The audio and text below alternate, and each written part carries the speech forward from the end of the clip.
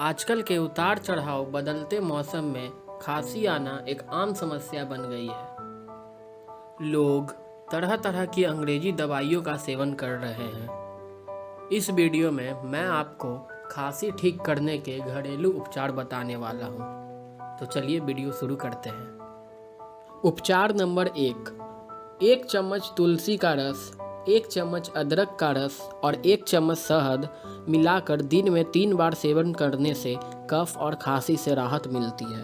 उपचार नंबर 2, अंजीर खाने से छाती में जमा बलगम निकल जाता है और खांसी से छुटकारा मिलता है। उपचार नंबर 3, खांसी को कम करने के लिए मिश्री के साथ अदरक का एक छोटा सा टुकड़ा मुंह में चबाइए, इससे खांसी से शीघ्र आराम मिलेगा। उपचार नंबर 4, बड़ी इलायची का चूर्ण 2-2 ग्राम दिन में 3 बार पानी के साथ लेने से सभी प्रकार की खांसी में आराम मिलता है।